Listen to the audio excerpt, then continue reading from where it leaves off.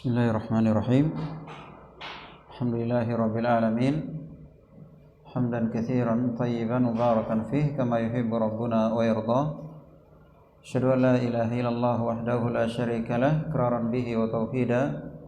Wa asyhadu anna Muhammadan abduhu wa rasuluh sallallahu alaihi wa ala alihi wa sahbihi wa sallama tasliman katsira, amma ba'd. Para ikhwas sekalian, rahimani wa rahimakumullah.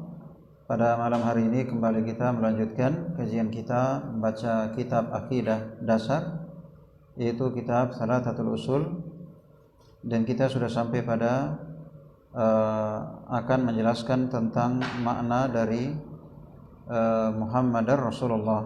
Makna Muhammadar Rasulullah telah kita jelaskan tentang la ilaha illallah. Muhammadar Rasulullah, kalau la ilaha illallah artinya la ma'budu bihaqqin illallah, tidak ada yang berhak diibadahi kecuali Allah. Kalau Muhammad Rasulullah artinya la matbu'a bihaqqin illa Rasulullah. La matbu'a bihaqqin illa Rasulullah. Tidak ada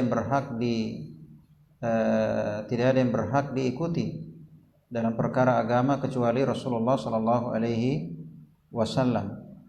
Ya, dan rukunnya ada dua. Yang pertama abduhu, yang kedua rasuluhu.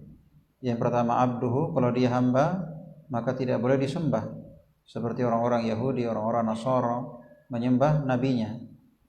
Wa rasuluhu, dan rasulnya berarti tidak boleh ditentang, tidak boleh diselisihi, karena dia utusan Allah Subhanahu wa taala kepada jin dan manusia. Adapun syaratnya sebagaimana syarat pada la ilaha illallah. Sebagaimana syarat pada la ilaha illallah, yaitu diucapkan, ya, diilmui, diyakini, ikhlas, jujur, cinta, menerima, tunduk, dan meninggalkan bid'ah, ya, dan meninggalkan bid'ah. Ini syarat-syaratnya. Ya, syarat-syarat dari Muhammadar Rasulullah. Ya. Taib. Ini berkaitan dengan rukun Islam yang pertama, ya. Rukun Islam yang pertama yaitu la ilaha illallah dan Muhammadar Rasulullah. Ya, la ilaha illallah dan Muhammadar Rasulullah. Kesimpulannya, orang yang berla ilaha illallah berarti dia menegakkan tauhid, kan begitu, ya. Orang yang bermuhammad Rasulullah berarti dia orang yang menegakkan sunnah dan meninggalkan bid'ah, begitu, ya. Orang yang menegakkan sunnah dan meninggalkan bid'ah. Orang yang berla ilaha illallah menegakkan tauhid, meninggalkan syirik. Dan orang yang beranna Muhammad Rasulullah berarti dia menegakkan sunnah dan meninggalkan bid'ah. Ya, dia menegakkan sunnah dan dia meninggalkan bid'ah. Ya, sekaligus dari apa yang telah kita bahas berkaitan dengan ma'rifatullah, orang yang mengenal Allah adalah orang yang menegakkan tauhid dan meninggalkan syirik. Dan orang yang mengenal Nabi Muhammad SAW berarti dia menegakkan sunnah dan meninggalkan bid'ah. Ya. Adapun sisanya pembahasan rukun Islam yang lain seperti sholat, puasa, zakat, dan haji itu dibahas di buku-buku fikih. Jadi dibahas di buku-buku fikih. Baik, sekarang kita masuk pada jenjang berikutnya, yaitu jenjang al-iman. Ya, jenjang yang kedua yaitu jenjang iman. Sebagaimana telah kita jelaskan bahwa agama kita terdiri atas 3 tingkatan. Yang pertama tingkatan Islam, yang kedua tingkatan iman, dan yang ketiga tingkatan ihsan. Dan masing-masing dari 3 tingkatan ini memiliki rukun. Rukun Islam yang 5, rukun iman yang 6, dan rukun ihsan yang 1. Ya, rukun ihsan yang 1.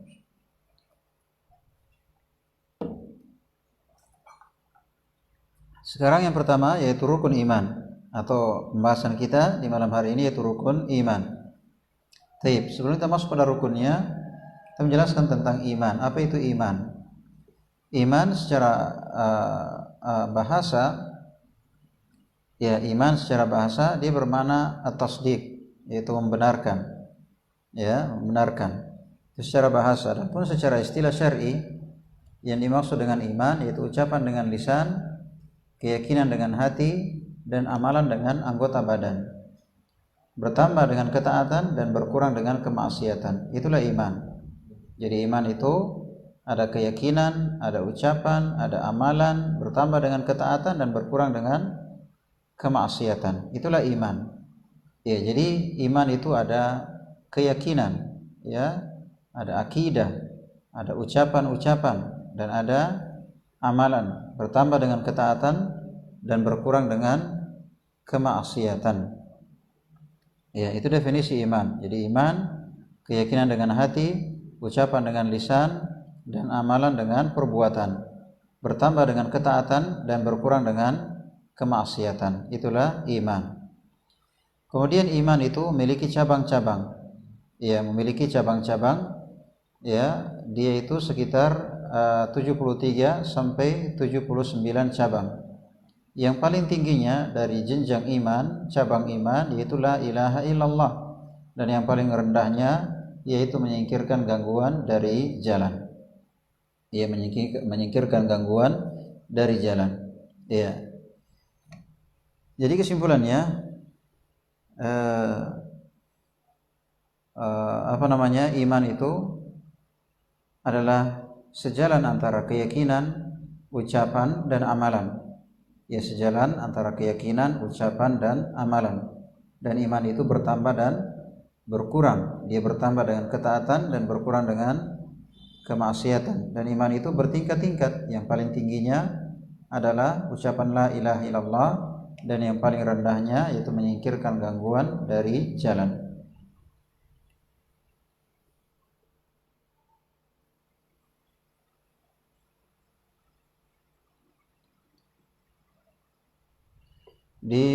Bisa dipetik dari pembahasan ini beberapa faedah. Faedah yang pertama, bahwa iman itu memiliki cabang-cabang, maksudnya memiliki tingkatan-tingkatan. Iya, memiliki tingkatan-tingkatan dari amalan hati, amalan lisan, dan amalan anggota badan. Kemudian faedah yang kedua, bahwa yang paling tingginya dari iman itu adalah la ilaha illallah, ucapan la ilaha illallah, yaitu tauhid. Ya, dan yang ketiga, faedah yang ketiga, bahwa yang paling rendahnya yaitu menyingkirkan gangguan dari jalan. Ya, juga termasuk cabang keimanan yaitu rasa malu. Ya, rasa malu ini bagian dari iman. Ya. Kemudian faedah yang keempat, bahwa iman itu bertambah dan berkurang. Iman itu bertambah dan berkurang. Dia kadang menguat, kadang melemah. Ya, dia menguat dan melemah. Bertambah dengan ketaatan dan berkurang dengan kemaksiatan. Artinya ketika dia taat maka semakin kuat imannya. Tapi ketika dia bermaksiat maka imannya akan melemah, bahkan bisa hilang imannya, tergantung maksiat yang dilakukan. Kalau misalnya dia melakukan kesyirikan maka akan menghilangkan imannya, hilang imannya. Iya. Taib.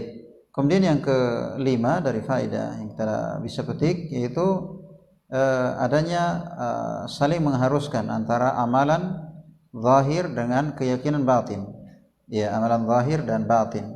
Artinya adanya keterikatan antara akidah, ibadah, akhlak, itu sejalan.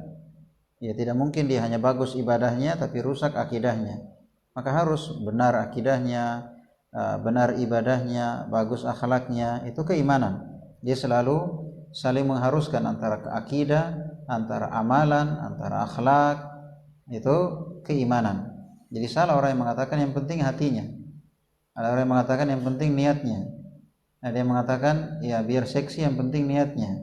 Ya kan? Niat saya ini bukan apa-apa, niat saya baik, ya kan? Maka kalau seandainya niatnya baik, hatinya baik, maka juga kelihatannya akan baik. Begitulah iman. Ada juga yang kelihatannya baik tapi hatinya tidak baik, itu namanya munafik. Itu namanya munafik. Jadi iman itu adalah sesuatu yang sejalan antara hati dan yang zahir, yang nampak dari amalan badan. Itulah iman. Itulah iman. Artinya apa?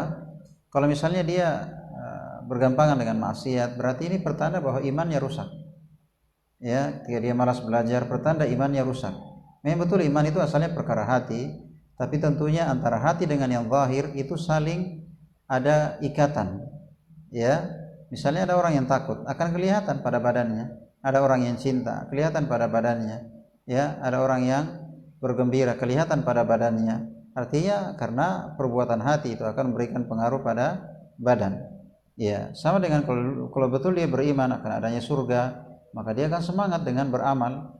Dia tidak peduli dengan keletihan dalam beribadah. Ya, kenapa? Karena dia yakin surga itu ada, kan begitu kan? Ketika dia yakin neraka itu ada, maka dia akan tinggalkan dosa. Ya, apapun, bagaimanapun, karena dia yakin bahwa neraka itu ada dan seterusnya. Jadi ketika perbuatan yang zahir bagus tidaknya itu merupakan pengaruh iman, merupakan pengaruh dan tanda iman. Misalnya dia taat, dia bertauhid, menegakkan sunnah, dia rajin belajar, dia istiqamah. Ini pertanda imannya kuat. Pertanda imannya kuat. Kalau dia berbuat syirik, dia bid'ah, dia maksiat, dia malas belajar, ini pertanda imannya apa? Ya, rusak, bahkan bisa hilang imannya karena kesyirikan. Iya. Taib. Kemudian rukun iman. Rukun iman ada 6. Yang pertama beriman kepada Allah. Ya, beriman kepada Allah. Yang kedua beriman kepada malaikat-malaikatnya. Yang ketiga beriman kepada kitab-kitabnya. Yang keempat beriman kepada rasul-rasulnya. Yang kelima beriman terhadap hari akhirat. Yang keenam beriman terhadap takdir yang baik maupun yang buruk. Baik. Sekarang kita jelaskan rukun iman yang 6. Yang pertama beriman kepada Allah. Kita beriman kepada Allah Subhanahu wa taala. Itu kita beriman kepada Allah Subhanahu wa taala. Apa yang kita imani? Ya, yang pertama ada 4 ya. Kita imani. Yang pertama kita percaya bahwa Allah Subhanahu wa taala itu ada. Kita percaya bahwa Allah Subhanahu wa taala itu ada. Yang kedua kita percaya bahwa tidak ada yang mencipta dan mengatur alam semesta kecuali siapa? Allah. Yang ketiga kita percaya bahwa tidak ada yang berhak disembah kecuali Allah. Yang keempat kita percaya bahwa tidak ada yang sempurna nama-nama maupun sifatnya kecuali Allah. Ya, ini 4 keyakinan. Kita beriman akan adanya Allah, kita beriman bahwa hanya Dia Tuhan alam semesta, pencipta pengatur alam semesta. Kemudian yang ketiga kita percaya bahwa tidak ada yang berhak disembah kecuali Dia. Kemudian yang keempat kita percaya bahwa tidak ada yang maha sempurna nama-nama maupun sifatnya, tidak ada yang sama dengannya kecuali Allah Subhanahu wa taala. Ini iman. Berarti orang yang berbuat syirik ini masalah dengan imannya. Orang yang berbuat syirik ini bermasalah dengan al-imanu billah. Bermasalah karena diantara iman kepada Allah la ilaha illallah, tidak ada yang berhak diibadahi kecuali Allah. Berarti ketika dia berbuat syirik ini bermasalah dengan al-imanu billah.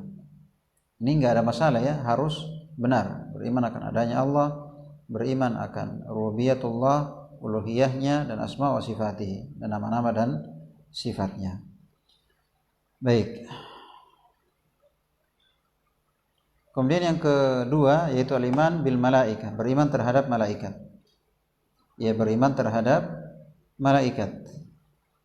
Malaikat ciptaan Allah Azza wa Jalla, dia dicipta dari cahaya, tinggalnya di langit. Dan malaikat itu merupakan hamba Allah Subhanahu wa taala yang taat, tidak pernah bermaksiat, dan mereka merupakan makhluk yang gaib. Itu malaikat. Taib. Beriman terhadap malaikat terkandung 3 perkara. Yang pertama kita beriman akan adanya malaikat. Kita percaya akan adanya malaikat. Yang kedua kita percaya akan nama-namanya. Kita percaya akan nama-namanya. Kalau disebutkan namanya Jibril, ya kan, Mikail, kita percaya namanya seperti itu. Kalau nggak disebutkan namanya, kita percaya masih banyak malaikat, hanya nggak disebutkan namanya. Artinya kalau disebutkan namanya kita percaya itu namanya. Kalau tidak, tapi kita percaya masih banyak malaikat, hanya nggak disebutkan namanya. Hanya disebutkan dalam hadits misalnya tidak sejengkal, bahkan tidak 4 jari di langit kecuali ada malaikat.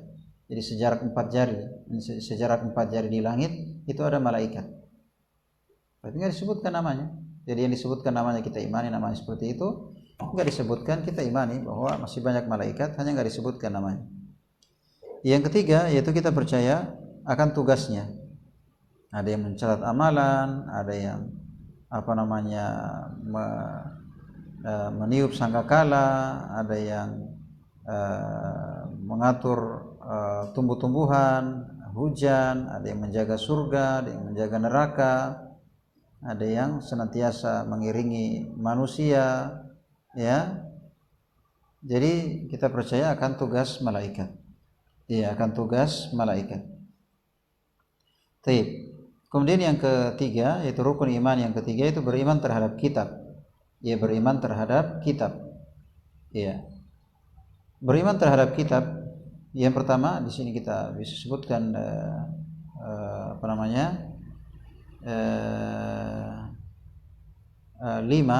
lima hal dari beriman terhadap kitab. Yang pertama, kita percaya bahwa kitab tersebut benar-benar diturunkan dari Allah. Diturunkan dari Allah Subhanahu wa taala. Injil, Taurat, Zabur, Al-Qur'an, kita harus percaya bahwa benar-benar diturunkan dari Allah Subhanahu wa taala. Yang kedua, ya kita percaya bahwa itu merupakan kalamullah. Kita percaya bahwa isi kitab itu merupakan bicaranya Allah. Ya, perkataan Allah Subhanahu wa taala. Ya, terserah Allah mau pakai bahasa apa. Al-Qur'an Allah pakai bahasa Arab, Injil Allah pakai bahasa Ibrani, terserah Allah azza wajalla. Ya, jelas kita percaya bahwa isinya dari kitab itu merupakan perkataan pencipta kita, Allah Subhanahu wa taala. Ya, kemudian yang ketiga, ya kita imani namanya. Kita imani namanya. Artinya seperti Taurat, Injil, Zabur, Suhuf Ibrahim wa Musa, dan yang enggak disebutkan namanya kita percaya bahwa masih banyak kitab hanya enggak disebutkan namanya. Masih banyak kitab hanya enggak disebutkan namanya. Iya. Kemudian yang keempat, kita percaya bahwa semua kitab yang pernah turun itu dihapus hukumnya dengan Al-Qur'an. Kita percaya bahwa semua kitab yang pernah turun itu dihapus hukumnya dengan Al-Qur'an. Artinya tidak ada kitab yang berlaku setelah Al-Qur'an turun kecuali apa? Al-Qur'an. Gitu ya, tidak ada kitab yang berlaku setelah Al-Qur'an diturunkan kecuali Al-Qur'an. Ya. Kemudian yang kelima, yaitu wajibnya beramal. Wajibnya beramal dengan kitab tersebut. Wajib beramal dengan kitab tersebut. Ini diantara beriman terhadap kitab. Kita percaya akan bahwa semua turun dari Allah. Kita percaya akan isinya bahwa itu merupakan kalamullah. Kita percaya dengan namanya. Kalau disebutkan secara khusus kita imani seperti itu. Kalau nggak disebutkan namanya kita percaya masih banyak kitab hanya nggak disebutkan namanya. Yang kemudian juga kita percaya bahwa semua kitab yang pernah turun terhapus hukumnya dengan Al-Qur'an. Ya, dan yang kelima yaitu kita percaya bahwa wajib beramal dengan kitab. Ya, wajib beramal dengan kitab. Dan Al-Qur'an merupakan kitab yang terakhir, berarti wajib beramal dengan Al-Qur'an hingga tegaknya hari kiamat. Baik. Kemudian bahasan berikutnya itu rukun iman yang pertama, iman billah wa malaikatihi wa kutubihi. Nah, sekarang yang keempat yaitu rusulihi, beriman terhadap rasul. Ya, beriman terhadap rasul. Ya, beriman terhadap rasul. Ya.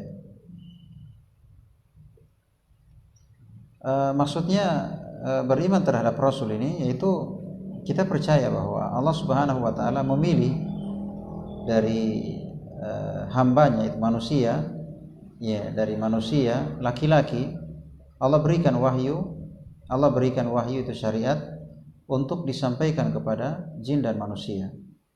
Ya, itulah rasul. Jadi kita harus percaya ada Allah memilih manusia dari kalangan laki-laki, diberikan wahyu atau syariat untuk didakwakan, disampaikan kepada jin dan manusia. Itulah rasul. Ya, itulah rasul.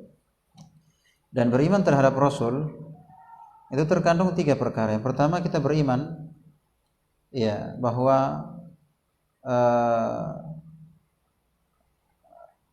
kita beriman bahwa benar-benar Allah Subhanahu wa taala memilih rasul-rasulnya, maksudnya memilih manusia menjadikan sebagai rasulnya. Kita harus percaya itu. Ya, kita harus percaya, dan tentunya rasul yang paling mulia yaitu Nabi kita Muhammad sallallahu alaihi wasallam. Ya, Nabi kita Muhammad sallallahu alaihi wasallam. Ya. Dan yang paling mulia dari para rasul ulul azmi, yaitu Nabi Muhammad, Nabi Musa, Nabi Isa, Nabi Ibrahim, dan Nabi Nuh. Dan yang paling mulia dari 5 nabi ini, Nabi kita Muhammad sallallahu alaihi wasallam. Yang jelas yang pertama kita yakin bahwa benar-benar Allah memilih ya dari manusia, dari kalangan laki-laki menjadi seorang rasul yang menyampaikan pesan Allah. Yang kedua, kita percaya dengan risalahnya, maksudnya kita percaya dengan pesannya. Artinya kan Rasul ini dipilih oleh Allah untuk menyampaikan pesan. Maka kita yang kedua, kita percaya dengan pesan yang disampaikan, dengan ajaran atau syariat yang diajarkan. Itu dari beriman terhadap Rasul.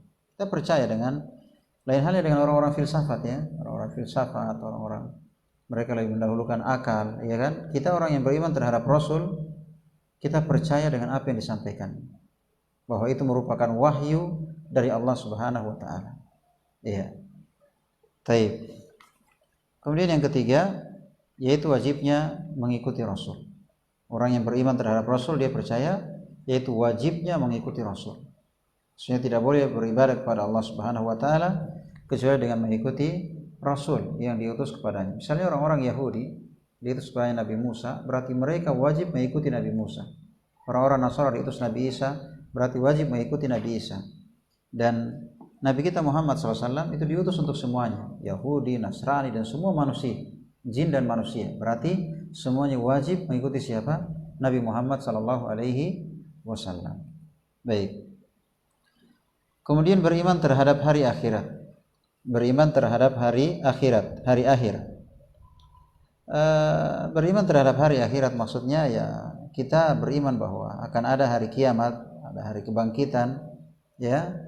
Hari kebangkitan ya manusia akan dikumpulkan dan dibalas amalannya. Ya dibalas amalannya, entah mendapatkan surga atau mendapatkan neraka.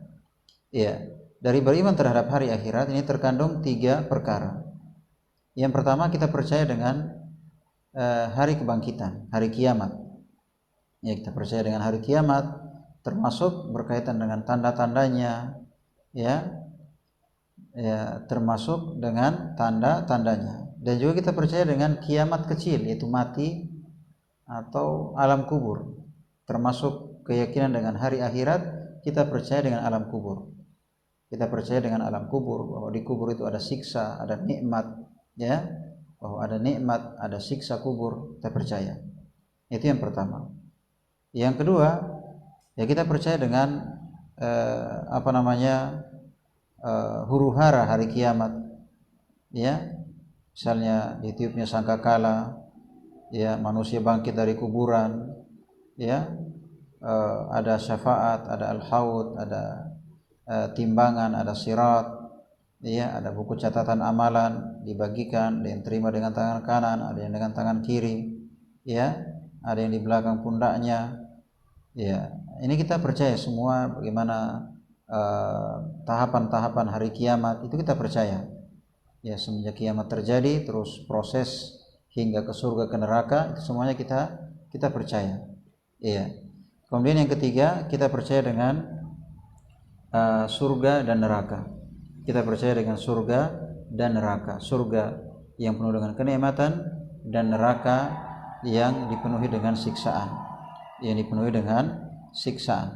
Iya. Ini diantara al-iman bi al-yaumil akhir. Kita percaya akan adanya hari kiamat, termasuk alam kubur. Kita percaya akan prosesinya ya, semenjak kiamat sampai masuk surga neraka. Kemudian kita percaya akan adanya surga dan neraka. Surga merupakan tempat kenikmatan yang kekal abadi dan neraka merupakan tempat siksaan bagi orang-orang yang berdosa. Baik. Kemudian selanjutnya itu beriman terhadap beriman terhadap takdir. Beriman terhadap takdir yang baik maupun yang buruk.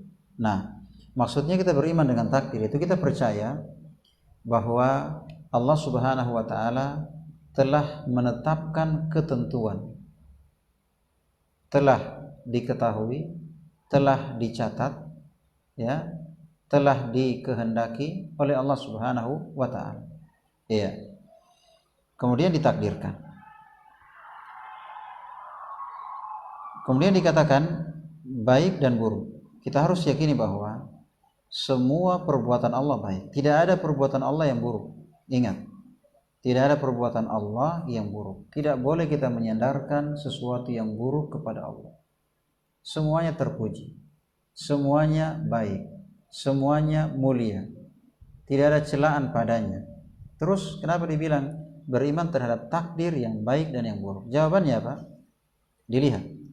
Takdir ini ada yang mentakdirkan, ada yang ditakdirkan. Ada yang melakukan takdir, ada yang dikenai takdir. Kan begitu ya? Ada yang memutuskan takdir, ada yang dikenai takdir. Maka Allah Subhanahu wa taala mentakdirkan semuanya baik. Tidak ada perbuatan Allah yang jelek. Tidak ada perbuatan Allah yang tercela. Semua perbuatan Allah terpuji dan baik. Gitu ya? Karena di situ penuh hikmah, di situ ada keadilan, di situ ada hikmah, di situ ada makna yang mendalam, di situ ada rahmat, di situ ada kelembutan, di situ ada dari semua perbuatan Allah Subhanahu wa taala. Nah, berarti yang dimaksud dengan yang baik yang buruk di sini pada yang ditakdirkan, artinya pada hamba. Pada hamba yang terkena hamba ada yang baik, ada yang buruk. Ada yang kebakaran, ada yang sakit, ada yang kecurian, ada yang mati, ada yang kena musibah, itu buruk. Ya kan? Tapi perbuatan Allah mentakdirkan kebakaran, ini sakit, ini kecurian, ini apa, ya kan? Perbuatan Allah itu baik. Nah, di situ ada hikmah. Di situ ada hikmah yang mendalam dan makhluk ini mengetahui hikmahnya cuma sedikit. Banyak sekali hikmah, tapi makhluk tidak mengetahuinya. Berarti beriman terhadap takdir yang baik maupun yang buruk maksudnya ini pada hamba. Yang baik dan yang buruk maksudnya pada hamba. Artinya ada yang baik, ada yang buruk, itu yang mengena hamba. Adapun perbuatan Allah mentakdirkan tidak ada kecuali baik. Ingatin ya, tidak ada kecuali kebaikan. Taib. Kemudian beriman terhadap takdir, yaitu kita beriman dengan empat tahapan takdir. Perhatikan di sini ada golongan sesat yang pertama kali muncul itu karena masalah takdir. Ada kelompok namanya kelompok Qadariyah dan Jabriyah. Ya, ini kelompok yang paling pertama sesat, yaitu dalam masalah apa? Dalam masalah takdir. Ya, karena mungkin dia mulai masuk pakai akal, ya, mulai masuk pakai akal. Ingat, takdir itu rahasia Allah. Tidak ada yang mampu berbicara tentang takdir kecuali Allah Azza wa Jalla.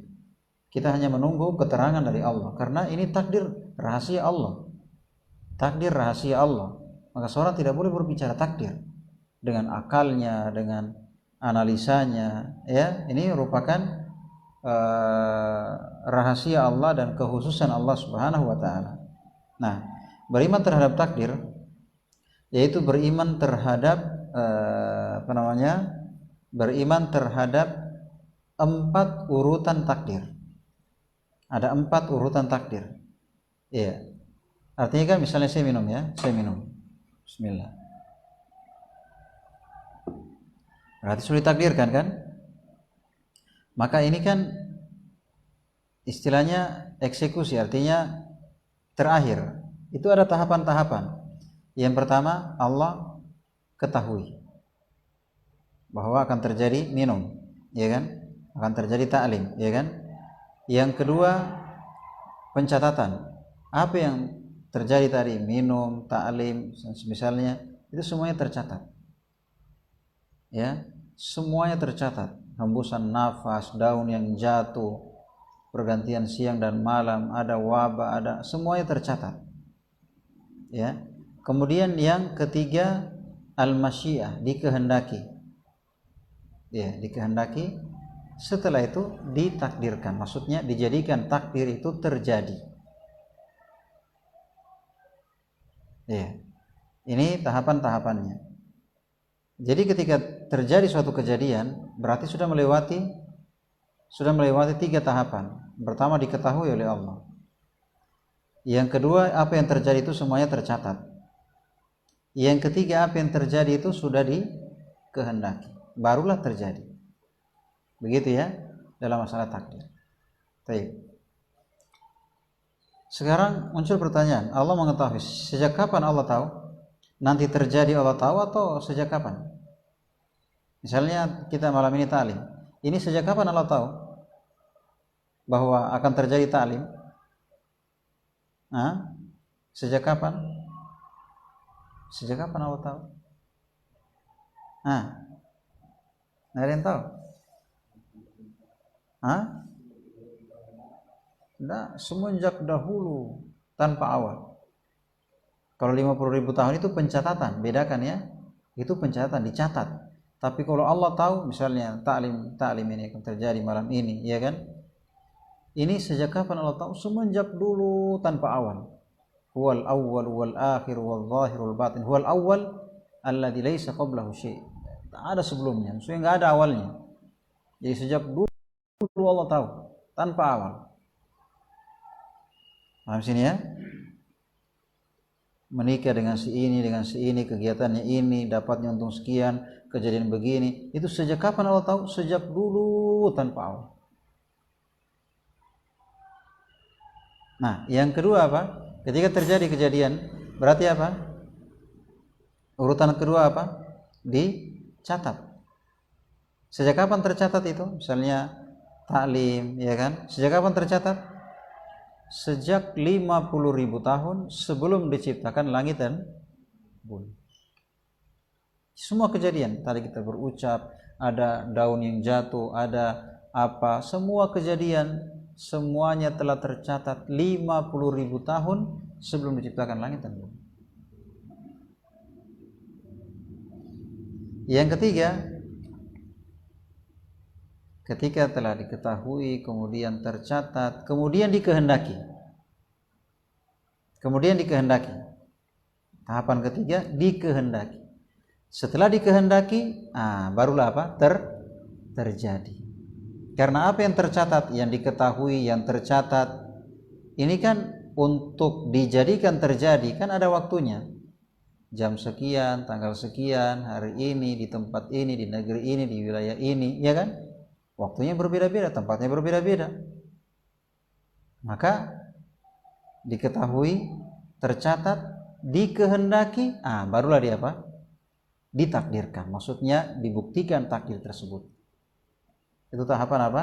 Takdir. Jadi tidak ada yang terjadi orang bilang kebetulan. Ya, kebetulan saya kesini. Tidak ada yang kebetulan dalam nggak ada yang kebetulan. Semuanya telah diketahui, telah tercatat, dikehendaki, baru terjadi. Iya, baru terjadi. Taib. Ini berkaitan dengan takdir. Sekarang yang muncul pertanyaan adalah apa? Kalau begitu sekarang kan sudah diketahui, semuanya tercatat, tidak akan berubah, tidak ada yang berubah. Tidak ada yang berubah. Pokoknya apa yang tercatat, tidak ada yang berubah. Semua takdir telah tercatat, sudah kering tinta, tidak akan berubah. Kemudian dikehendaki, kemudian terjadi. Nah, kalau begitu apa gunanya kita usaha? Apa gunanya kita usaha? Apa gunanya kita berdoa? Kalau takdir sudah nggak berubah lagi. Ada yang bisa jawab? Apa gunanya kita berusaha? Ingat, hamba tidak ada yang meleset dari takdirnya. Tidak ada yang meleset dari takdirnya sedikit pun. Dia tidak akan bisa majukan ajalnya walaupun sedetik, dan dia tidak bisa tunda walaupun sedetik. Walaupun dia tinggal di benteng yang kokoh, yang aman. Iya. Jadi tidak ada manusia, tidak ada hamba satupun yang bisa meleset atau keluar dari takdir yang telah dituliskan. Nah, kalau gitu apa gunanya kita usaha? Jawabannya, saya tanya sekarang, ada yang tahu takdirnya? Ada nggak kita di antara makhluk yang tahu takdirnya? Terus kenapa beralasan dengan tidak mau kerja karena takdir? Antum tahu takdirnya? Ini kan salah, maksudnya berdalil dengan sesuatu dia sendiri nggak tahu takdirnya bagaimana. Ini kan pandangan yang keliru. Nah, berarti apa? Tugas kita kan berusaha, kan begitu ya? Tugas kita berusaha, termasuk usaha yaitu doa, kan begitu? Dan setiap orang itu akan dimudahkan kepada takdirnya, kan begitu? Kita disuruh berusaha, dan setiap orang akan dimudahkan kepada takdir. Dan Allah Maha tahu Kenapa hamba ini dikasih begini, dikasih untung begini, dikasih kaya, dikasih miskin, dikasih surga, dikasih neraka. Allah Maha tahu bahwa dia itu rajin kerja, semangat berdagang. Akhirnya Allah takdirkan dia kaya. Bahwa dia itu rajin ta'lim, rajin belajar. Akhirnya ditakdirkan dia diberi hidayah. Allah Maha tahu. Intinya apa? Ya, intinya tidak ada kontradiksi antara yang telah dicatat dengan usaha kita meleset dari kenyataan. Enggak, karena sebelum dicatat diilmui. Ingat 4 tahapan ya, ilmu dulu, ya kan? Allah sudah tahu memang sebelumnya hingga tanpa awal, dan seterusnya bagaimana perkembangan, dan seterusnya tanpa akhir. Allah sudah tahu. Kemudian dicatat, ya kan? Kemudian dikehendaki, kemudian dibuktikan takdir. Iya. Maksudnya apa di sini? Jangan sampai ada yang mengatakan, ya kalau begitu saya nggak ada salah lah. Apa salahnya? Ini kan takdir, ya kan? Kita katakan betul, semuanya takdir. Semuanya takdir. Tapi manusia juga punya pilihan. Dia punya kehendak. Antum datang ke sini tadi dipaksa atau datang sendiri? Mau sendiri? Mau kan? Iya. Jadi orang yang bermaksiat dikatakan, oh ini kan takdir. Betul, itu takdir. Tapi apakah Anda terpaksa? Atau punya pilihan dalam melakukan itu? Iya kan? Punya pilihan. Jadi Allah Subhanahu wa taala menyiksa hamba, ya memang pilihan itu hamba sendiri. Dan Allah itu Maha Adil. Kenapa ditakdirkan demikian sesuai dengan perbuatan hamba. Tidak akan mungkin Allah menzalimi hamba. Tidak akan mungkin Allah menzalimi hamba. Jadi hasilnya sesuai dengan perbuatan hamba. Iya. Jadi kesimpulannya, kita punya kehendak, Allah punya kehendak. Hanya saja kehendak kita ikut kepada kehendak siapa? Allah. Ya begitu ya.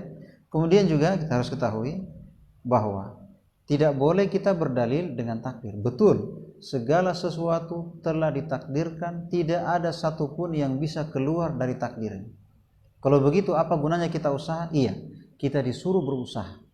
Dan semua orang akan dimudahkan kepada takdirnya. Dan masalah ini ditanyakan oleh para sahabat kepada Nabi SAW. Ini pertanyaan yang sudah lama. Para sahabat pun terbenak pertanyaan ini. Mereka tanyakan kepada Nabi SAW, wahai Rasulullah, kalau begitu apa gunanya kita beramal? Apa jawaban Nabi?